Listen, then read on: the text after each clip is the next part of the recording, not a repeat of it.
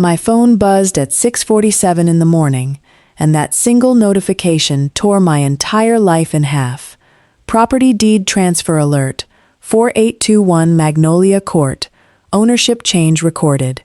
I sat straight up in bed, heart slamming against my ribs. That was my house. My name was on that title. I'd worked double shifts as a surgical nurse for 6 years to buy that 4-bedroom brick house in Missouri City, Texas. Cash down payment of $38,000 I'd saved dollar by dollar, plus a mortgage I paid every single month like clockwork. My parents lived in it, rent-free, because I loved them. Before we continue, please hit that like button and tell me in the comments where you're watching from. I'd love to see how far this story reaches. Now let's continue. I opened the county clerk's app with shaking fingers, and there it was in black and white. A warranty deed, filed 11 days ago, transferring 4821 Magnolia Court from Eileen Brooks to Amy Brooks Coleman, my sister. No? I whispered into the empty apartment. No. I called my mother immediately. Dolores Brooks answered on the 4th ring, her voice too calm, too rehearsed. Eileen, baby, it's early. Mama, why does the county have a deed transfer on my house? Why does it say Amy owns it now? Silence stretched so long I thought the call dropped. We were going to tell you, she finally said. It's complicated. Complicated? My voice cracked. You signed my house away like it was a hand-me-down coat? Eileen, don't you dare raise your voice at me. I gripped the phone so hard my knuckles ached. 12 years of sacrifice, and my own mother was defending a theft. Who authorized this? I demanded. I never signed anything. The line went quiet again, and in that silence, I heard everything I needed to know. This wasn't a mistake. This was a plan, and I hadn't been invited to it. The locksmith's van was already parked outside 4821 Magnolia Court when I pulled up 2 hours later, my hands still trembling on the steering wheel. I hadn't slept. I hadn't eaten. I'd just driven 40 minutes from my apartment in Sugar Land, straight to the house that was supposed to be my safety net, my inheritance in reverse, the thing I built for the people who raised me. Let me back up. I bought 4821 Magnolia Court in 2020, right after I finished my BSN and landed a nursing position at Memorial Hermann, making $74,000 a year. My father, Thomas Brooks, had just lost his warehouse job at 58 years old, and my mother's hours at the school cafeteria had been cut to part-time. They were 3 months behind on their apartment rent when I signed the mortgage papers. This is temporary, my father told me, sitting at my kitchen table, embarrassed in a way I'd never seen a grown man be embarrassed.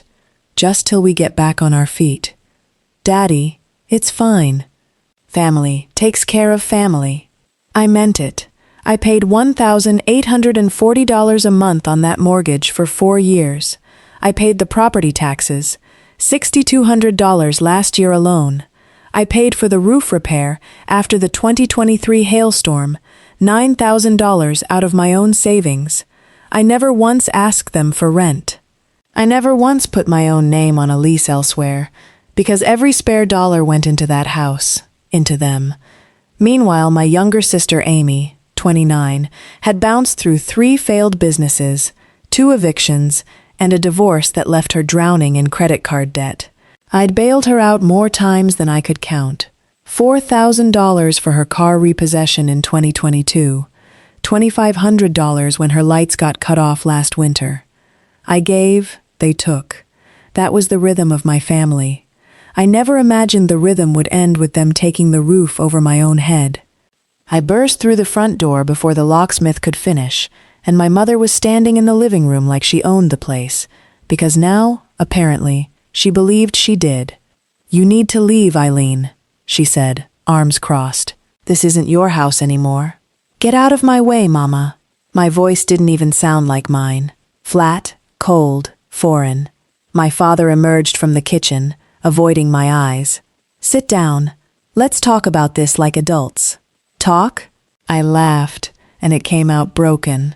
You had 11 days to talk to me before you filed paperwork behind my back. You want to talk now? Amy wasn't there. Of course she wasn't there. She sent our parents to do her dirty work, like she always did. Your sister needed stability, my mother said, like that explained anything. She's got nowhere else to go with the baby coming. I froze. The baby? Amy's pregnant? My mother's face flickered. She hadn't meant to say that. That's not the point right now. It's exactly the point, I snapped.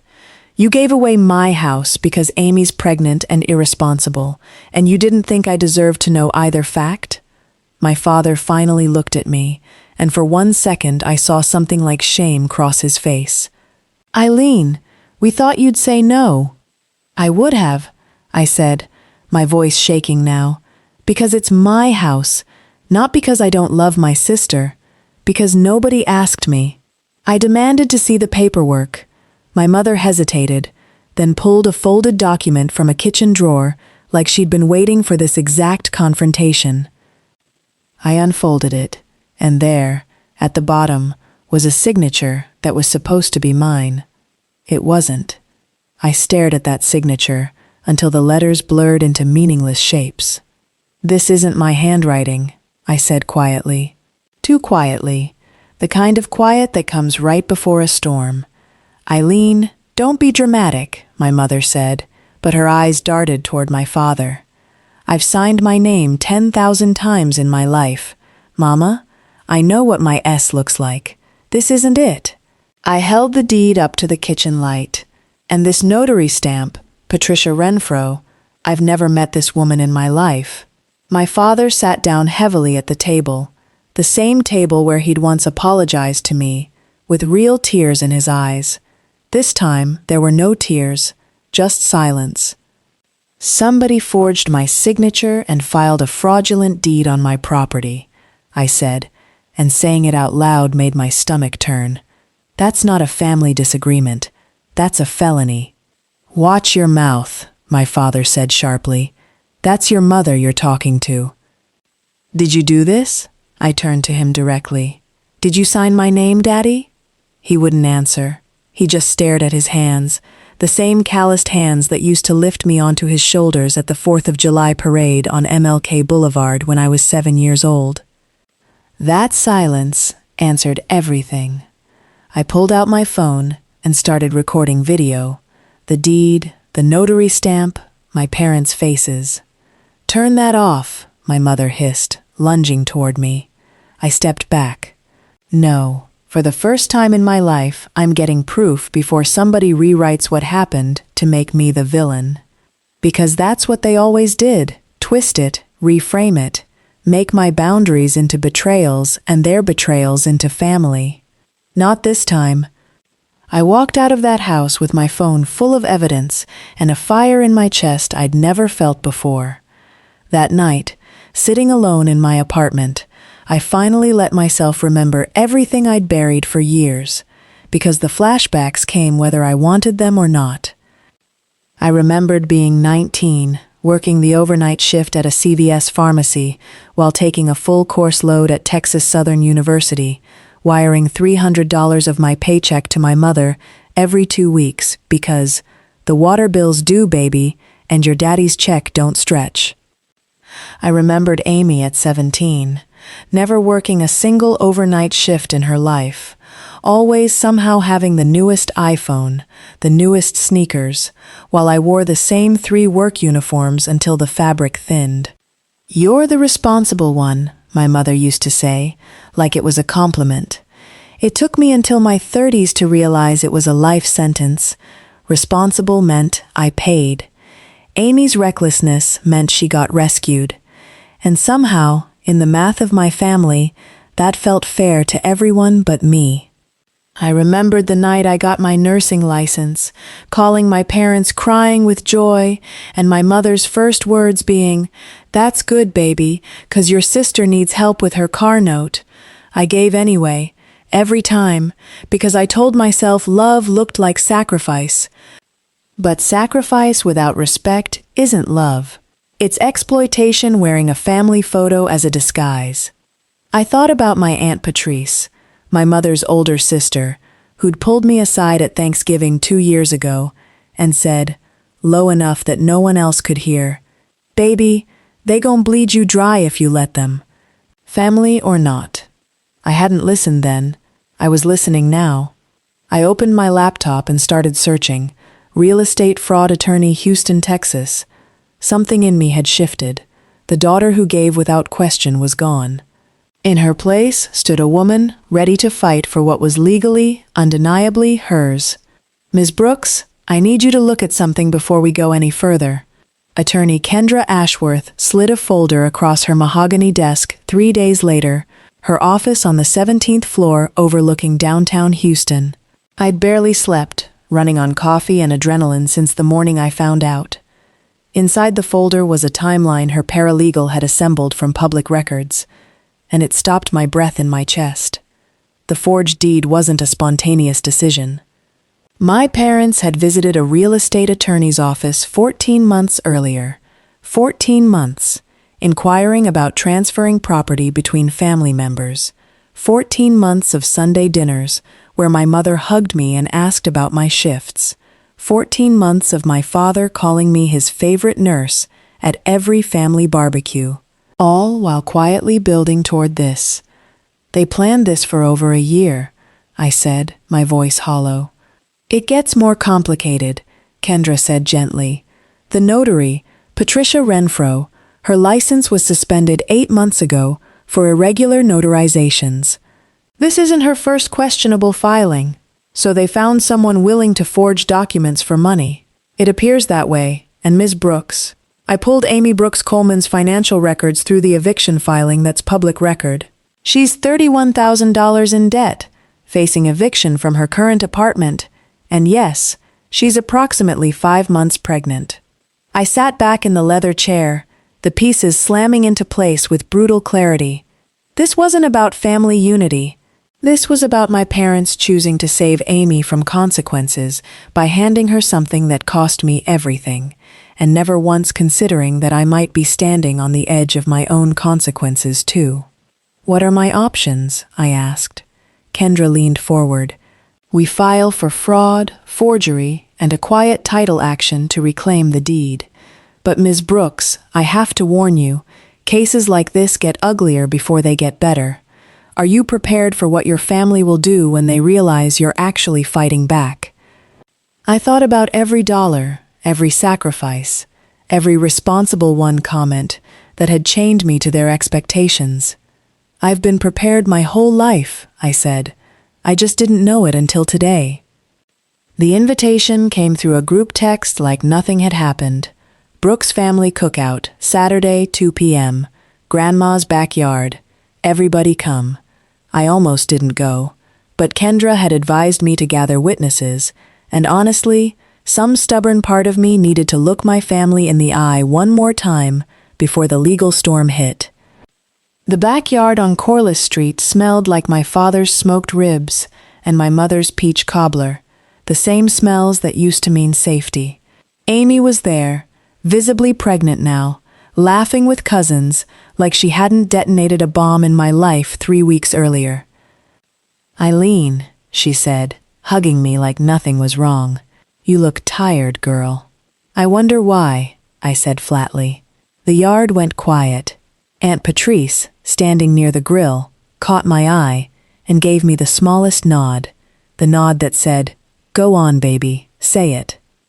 "I want everybody to hear this from me directly," I announced, my voice carrying across the yard full of aunts, uncles, and cousins. "Mama and Daddy forged my signature on a deed and gave my house to Amy. I have proof, I have an attorney, and I'm filing charges." Gasps rippled through the crowd. My mother's cobbler dish nearly slipped from her hands. "Eileen, you're airing family business in front of everybody?"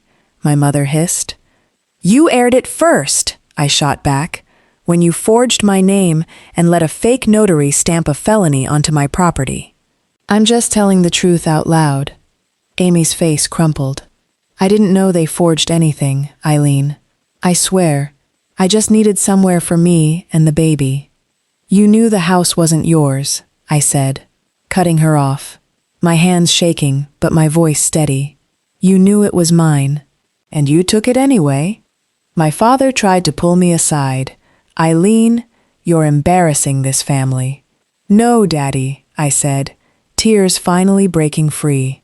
You embarrassed this family the day you decided stealing from your own daughter was easier than telling her the truth. I walked to my car in silence, 30 pairs of eyes on my back, and for the first time in my life, I didn't feel guilty for leaving. 2 weeks later, my mother showed up at my apartment unannounced, banging on the door like the house, my house, was on fire. You need to drop this lawsuit, she said, the second I opened the door. Your sister is due in 4 months. Do you want your niece born with this hanging over the family? I stood in the doorway, arms folded, colder than I'd ever been with my own mother in 34 years of life. You should have thought about that baby's stability before you committed fraud, I said. We're your parents. And I was your daughter, I said, my voice finally breaking open like a dam, before I was your bank account. She flinched like I'd slapped her. Every bill I paid, Mama, every roof I put over your head, every time Amy needed rescuing and I was the one who showed up, I did it because I loved this family. But love isn't supposed to mean I don't matter. Love isn't supposed to mean my name gets forged on a deed while you smile in my face at Sunday dinner. So what? You're just done with us? Over a house? It was never just a house, I said. It was 6 years of my life. It was every double shift, every missed vacation, every dollar I didn't spend on myself because I thought family meant sacrifice without limits. I took a breath, and the next words came out of me clean and final, the breaking point I'd been building toward without even realizing it. I'm done being the family ATM that gets treated like a stranger the second I ask for respect. Effective today, I'm not paying another bill, another car note, another emergency fund for anybody in this family. Not one more penny. You wanted Amy to have security? Then Amy can build her own.